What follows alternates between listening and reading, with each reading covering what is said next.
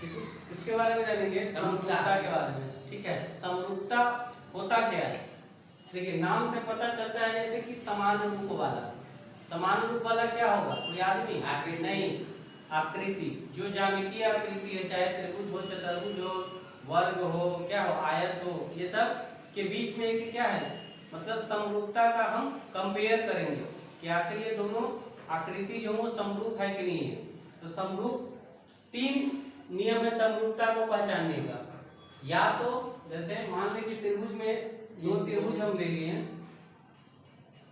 त्रिभुज A B C और त्रिभुज डी ई एफ। ठीक है, इसको थोड़ा छोटा त्रिभुज बना, ये त्रिभुज हुआ ए बी और सी। ठीक है, तो देखने से क्या लग रहा है? आकृति समान है कि नहीं है? ये भी त्रिभुज है, ये भी त्रिभुज है, आकृति समान है। देखने में क्या लग रहा है? एक जैसा समान रूप लग रहा है इसका, लेकिन ये छोटा बड़ा हो सकता है, लेकिन देखने में कैसा होना चाहिए? समान रूप, एक जैसा होना चाहिए। तो ये दोनों त्रिभुज के बीच में समरूपता का पहला नियम, ये दोनों एक ही आकृति होनी चाहिए, चाहे त्रिभुज त्रिभुज होनी चाहिए, चतुर्भुज चतुर्भुज। यहाँ पहला नियम कहता है कि ए या ट्रिपल ए समरूपता से, मतलब कि अगर एक त्रिभुज की 2 कोण दूसरे त्रिभुज के 2 संगत कोणों के बराबर हो जाए तो वो त्रिभुज क्या होती है? समरूप होती है, समरूप होती है। पहला नियम कहता है कि यदि एक त्रिभुज के 2 कोण दूसरे त्रिभुज के 2 संगत कोणों के बराबर हो जाए तो वो दोनों त्रिभुज क्या हो जाती है? समरूप हो जाती है। कहने का मतलब कि अगर ये कोण मान लो 60 डिग्री है, ये कोण मान लो 50 डिग्री है और ये कोण मान लो 70 डिग्री है। ठीक है, ये कोण मान लो कि 60 डिग्री है, ये भी कोण क्या है? 50 डिग्री है। मान लो कि ये दुइयों को कोण दिया है ना, दो कोण दिया है। त्रिभुज एबीसीडी में 2 कोण दिया है और त्रिभुज डीईएफ में भी 2 कोण दिया है। तो वो अगर बताओ कि अगर किसी त्रिभुज में 2 कोण दे दिया हो तो क्या तीसरा कोण अपने आप नहीं निकल जाता है? नहीं निकल जाता है। अगर 2 कोण दे दिया, एक 60 दूसरा 50 तो तीसरा 180 में से इन दोनों को जोड़ के घटा नहीं देंगे, क्योंकि हमको पता है कि त्रिभुज के तीनों कोणों का योग कितना होता है? 180 डिग्री, और 180 डिग्री में से दोनों कोण को माइनस कर देंगे तो तीसरा कोण नहीं आ जाएगा। इसका मतलब कहता है कि या तो एक त्रिभुज के 2 कोण दूसरे त्रिभुज के 2 कोण के बराबर होना चाहिए, तो तीसरा कोण ऑटोमेटिक बराबर हो जाता है। तब तीसरा कोण मान लीजिए कि कितना हो जाएगा? 180 में से 110 जाएगा तो 70 हो जाएगा, और ये भी क्या हो जाएगा? 70 हो जाएगा। तो ये देखिए तीनों कोण बराबर हो गया कि नहीं हो गया? तो या 2 कोण बराबर हो या तीनों कोण बराबर हो। क्या बोले? या तो एक त्रिभुज के 2 कोण दूसरे त्रिभुज के 2 संगत कोणों के योग के संगत कोण के बराबर हो, या त्रिभुज के 3 कोण दूसरे त्रिभुज के तीनों कोण के बराबर हो, तो भी क्या हो जाएगा? सर समरूप हो जाएंगे। या इसको हम ए यानी कोण कोण समरूपता या ट्रिपल कोण समरूपता कहेंगे। ठीक है, और जब समरूप हो जाता है कोई त्रिभुज तो समरूप का ये क्या है? चिन्ह है, सिंबल है।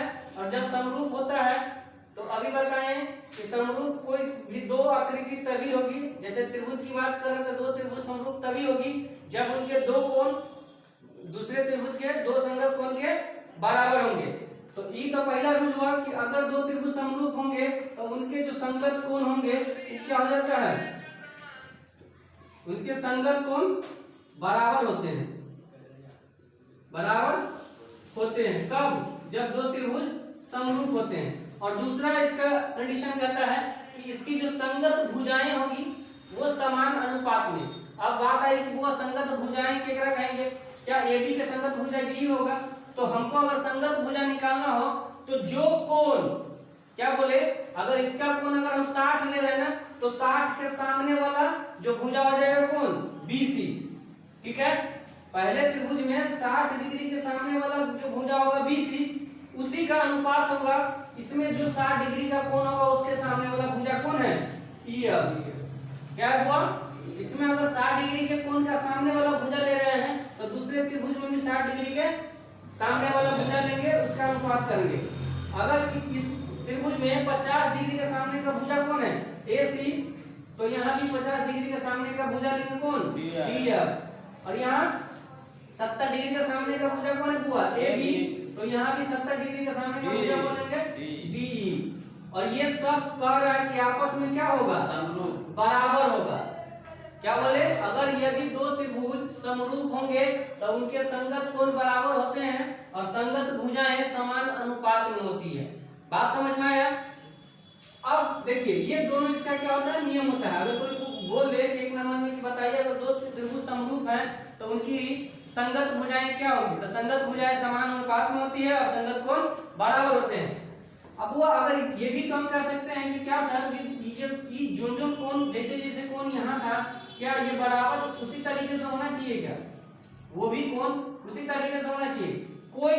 कोई मतलब इसका कोई नियम नहीं है कि अगर 50 डिग्री का कोण यहाँ तो 50 डिग्री यहाँ होना चाहिए, कोई जरूरत नहीं है। 50 डिग्री यहाँ भी हो सकता है, 60 डिग्री यहाँ भी हो सकता है और ये 70 भी हो सकता है, तब भी ये दोनों आपस में समरूप होंगे। क्यों, अभी बोल रहे हैं कि ट्रिपल ए समरूपता से अगर तीन कोण दूसरे त्रिभुज के तीनों कोण के बराबर हो जाए तो वो दोनों त्रिभुज क्या होंगे समरूप होंगे। तो समरूप देखो एगो 50 डिग्री यहाँ है तो क्या इसमें एगो 50 डिग्री का कोण है, इसमें एगो 60 डिग्री का कोण है तो क्या इसमें एक 60 डिग्री का कोण है, इसमें 70 डिग्री का कोण है, इसमें भी 70 डिग्री का कोण है, यानी तीन कोण के बराबर होगा कि नहीं दोनों त्रिभुज में।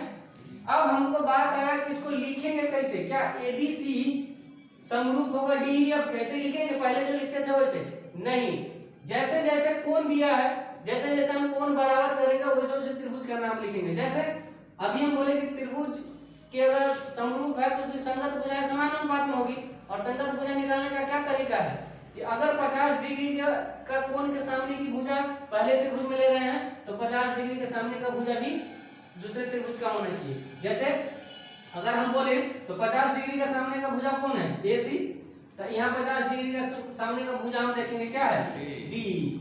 यहाँ देखो 70 डिग्री का सामने का भुजा AB, तो यहाँ 70 डिग्री का सामने का भुजा क्या है DF। और यहाँ देखिए 60 डिग्री के सामने का भुजा BC, तो यहाँ 60 डिग्री का भुजा कितना है EF। ये जो भुजा होगी ना समान अनुपात में होगी, ठीक है। अब कोण तो यहाँ पता ही है, कोण किसके बराबर, देखो कोण A जो है किसके बराबर है, कोण A किसके बराबर है, कोण D के बराबर है ना बुआ। कोण जो B है हमारा कोण B वो किसके बराबर में है, कोण F के बराबर में है ना। और जो कोण हमारा C है 70 डिग्री वो कोण किसके बराबर है, कोण E के बराबर है। ये 70 डिग्री है और ये 50 डिग्री है और ये 60 डिग्री, ये है ना। अब बोलिए सब त्रिभुज का नाम कैसे लिखेंगे, तो देखिए अगर A 60 है B 60 है ना तो पहले लिखेंगे त्रिभुज A और दूसरा त्रिभुज को लिखेंगे D से शुरू करेंगे, ठीक है। लिखने का तरीका देख लीजिए, जो कोण बराबर है उस कोण के पॉइंट को पकड़ते चलिए। अगर कोण A और कोण D बराबर है 60 डिग्री तो त्रिभुज अगर हम लिखना स्टार्ट करते हैं त्रिभुज A त्रिभुज D, ठीक है। यहाँ देखिए B है तो यहाँ हम लिखे तो त्रिभुज B लिखेंगे AB, तो यहाँ पर यहाँ क्या लिखेंगे F लिखेंगे। त्रिभुज का तीसरा पॉइंट क्या होगा C, तो यहाँ पर क्या लिखेंगे E। E दोनों अब क्या होगा समरूप। तो हमको अगर दे दे तीन गो दो गो तो त्रिभुज दे दे और दोनों त्रिभुज में तीन तीन कोण दे दे, अब बोलेंगे कि बताइए कौन त्रिभुज समरूप होगा, तो जैसे जैसे एंगल बराबर होगा वैसे वैसे त्रिभुज हमारा वो त्रिभुज हमारा बन जाएगा। जैसे देखिए त्रिभुज ABC बोले त्रिभुज DEF, देखिए DFE है ना, त्रिभुज DFE है ना। तो पहले D में क्या आ रहा है 60 डिग्री, यहाँ त्रिभुज ABC तो यहाँ A में क्या आ रहा है 60 डिग्री है ना। D के बाद F 50 डिग्री है और B कितना है 50 डिग्री है ना। E कितना है देखिए 70 डिग्री, यहाँ भी C कितना है 70 डिग्री। और जब भुजा लिखना हो तो देखिए जैसे अगर हम बोले कि भुजा दो त्रिभुजा का समरूप दे देते हो, जैसे मान लो कि त्रिभुज ABC समरूप हो गया त्रिभुज DFE के। अगर हमको त्रिभुज नहीं पाना है और डायरेक्ट यहाँ से भुजा को समरूप करना है तो देखो अगर AB लेंगे यहाँ से तो यहाँ से हमको DF लेना होगा, बट्टा में DF क्या होगा, AB अगर लेंगे तो यहाँ से क्या लेना होगा DF। यहाँ अगर BC लेते हैं वो हम तो यहाँ क्या लेना होगा EF, FE या EF, ठीक है। यहाँ से अगर हम ले रहे हैं AC तो यहाँ से क्या लेना होगा वो D। बात समझ में आ रहा है। आप देखिए इससे मिला के देखिए क्या AC बट्टा DE है, क्या AB बट्टा DF है, हाँ क्या BC बट्टा EF है, बात समझ में आ रहा है कि अगर दो त्रिभुज समरूप बोल रहा है तो वो डिपेंड करेगा कि उसकी भुजा कैसे लिखना है और कोण कैसे लिखना है, वो त्रिभुज किस तरीके से दिया है। अगर त्रिभुज दिया है एबीसी समरूप है त्रिभुज पीक्यूआर के, है ना, तो इसका मतलब है कि अगर कोण ए होगा जितना ही ना उतना ही कोण क्या होगा हमारा बी, जितना कोण हमारा बी होगा उतना ही कोण क्या होगा क्यू, जितना कोण हमारा सी होगा उतना ही कोण क्यू होगा आर।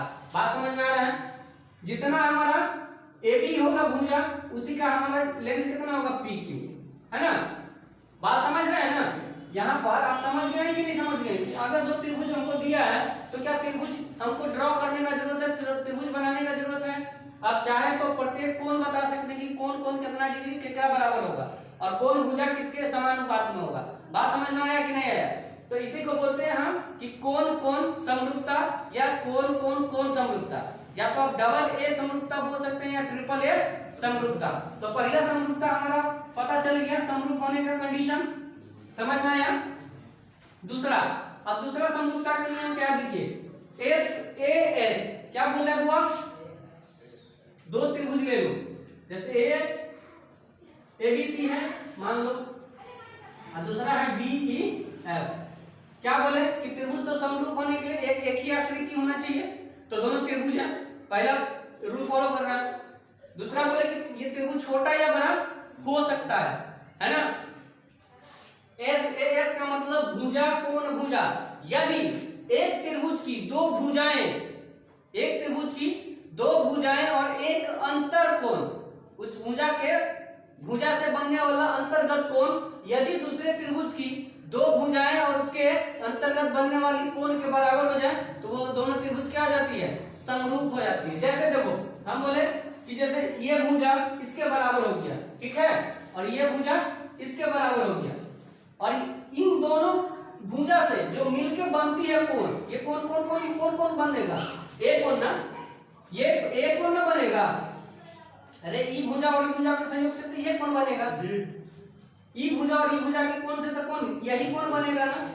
तो क्या बोले कि यदि एक त्रिभुज की दो भुजाएं और उन भुजाओं से मिलकर बनने वाली कोण यदि दूसरे त्रिभुज के दो भुजाएं और उसके अंतर्गत बनने वाली कोण के बराबर हो जाती है तो वो दोनों त्रिभुज क्या हो जाती है, समरूप हो जाती है। किस प्रमेय से, एस ए एस से, यानी भुजा कोण भुजा समरूपता से।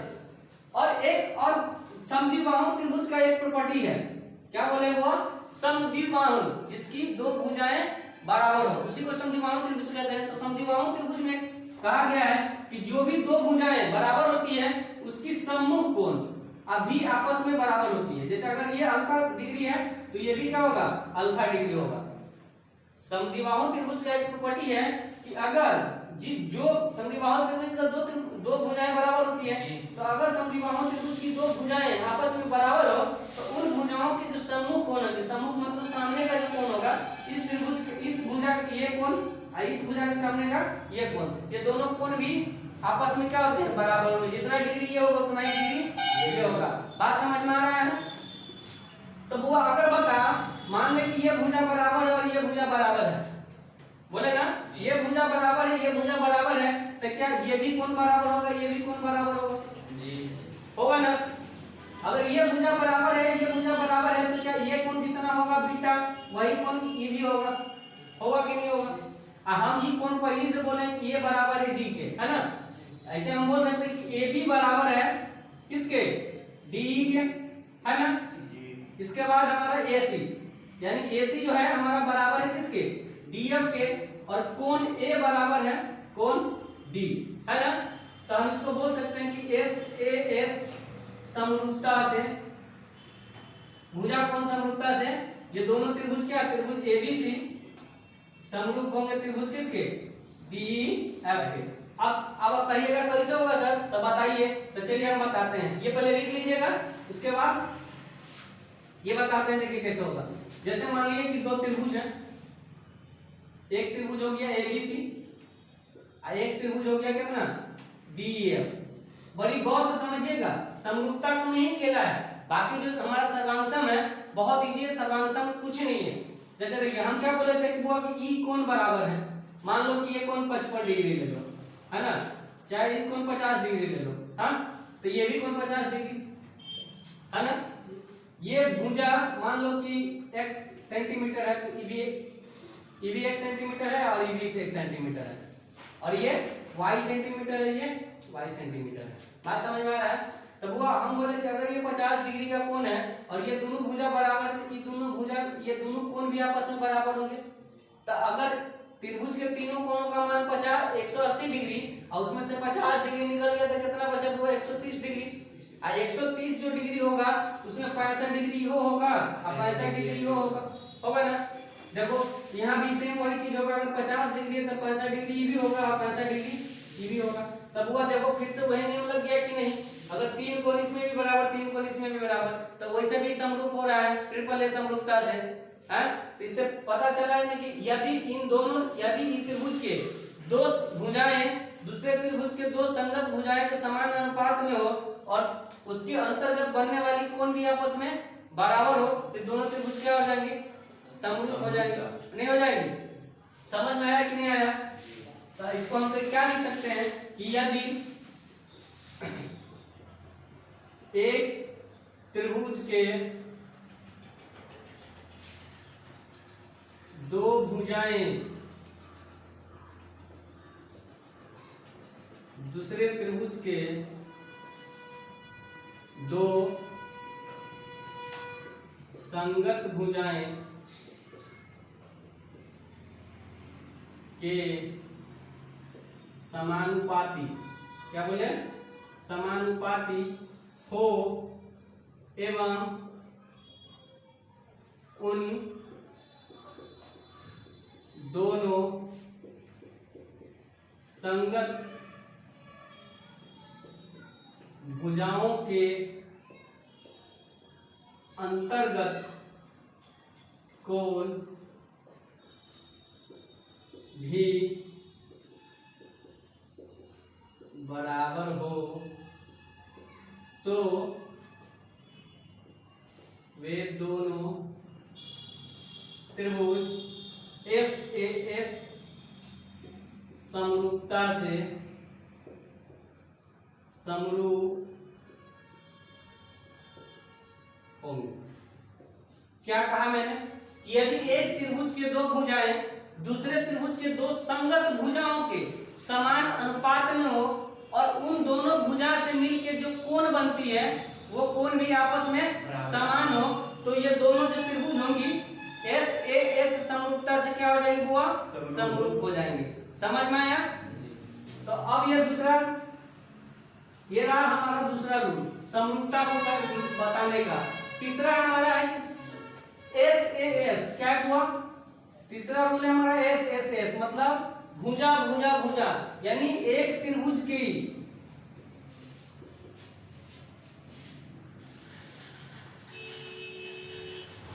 देखो दोनों त्रिभुज तो देखने में छोटा बड़ा लग रहा है जी, लेकिन इसमें क्या करना है कि मान लो कि इसमें ये 3 है, ये 6 है, ये 4 है, ये 8 है और ये 5, ये 10। यदि एक त्रिभुज की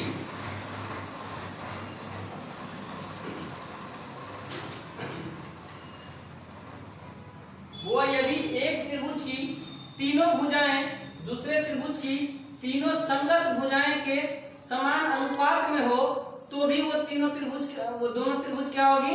समरूप होगी। जैसे कि अगर AB बट्टा DE BC बट्टा EF और AC बट्टा DF, अगर ये तीनों आपस में बराबर हो तो ये SSS समरूपता से क्या होंगे बुआ? समरूप होंगे। क्या होंगे? समरूप होंगे। बात समझ में आया? तीनों रूल जो हो गया समरूपता पहचानने का, इसमें कहीं कोई कंफ्यूजन नहीं होना चाहिए। और कोई भी अगर ट्रायंगल दे दे और उसमें अगर 3 कोण बराबर दे दे, मैटर नहीं करता है कि जो जहां मान ले कि 3 अगर कोण ऊपर में से 60 है तो यहाँ भी 60 होना चाहिए, कोई ऐसा मतलब नहीं है। उसमें जो तीनों कोण होगा किसी न किसी के बराबर होगा। अगर 3 कोण इसके दूसरे त्रिभुज के 3 कोण के बराबर हो जाते हैं तो त्रिभुज लिखने का भी तरीका बता दिए हैं कि कैसे लिखना है। अगर ये AB संगत है DF के, है ना? त्रिभुज अगर AB संगत है DF के, त्रिभुज BC संगत है EF के और त्रिभुज AC संगत है DF के, तो अगर त्रिभुज लिखना पड़े तो अगर ऐसे ना चल रहे हैं हम, ऐसे चल रहे हैं ना, तो हम लिख देंगे त्रिभुज ABC, ABC। इसी तरीके से ऐसे इसमें भी चल रहा है ना, तो ये हो जाएगा त्रिभुज DEF।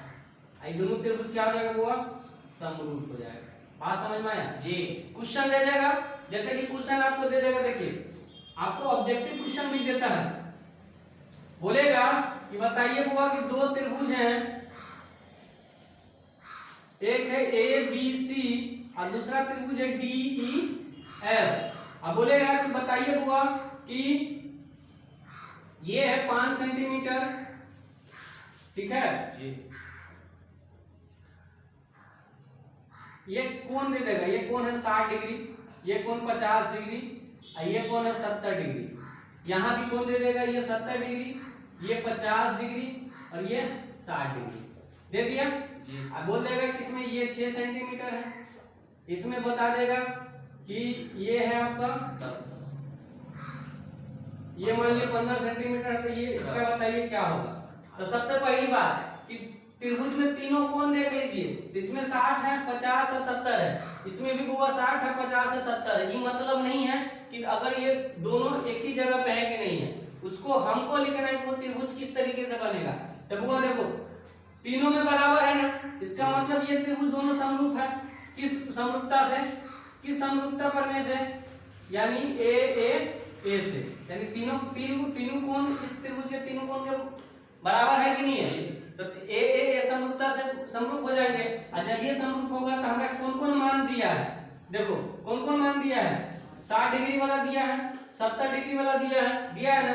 इसी तरीके से यहाँ भी हम क्या कर लेंगे, हाँ 60 वाला और 70 वाला, मान लो कि ये 15 डिग्री, ये है 15 सेंटीमीटर है ना जी। तो अब देखो 60 डिग्री के सामने कौन भुजा है बुआ, BC है ना, तो यहाँ भी 60 डिग्री के सामने वाला ले लें, क्या हो जाएगा EF होगा। लिखने का तरीका समानुपात में, जिस कोण के सामने वाला भुजा ले रहे हैं दूसरे त्रिभुज में वही सामने वाला भुजा लेंगे।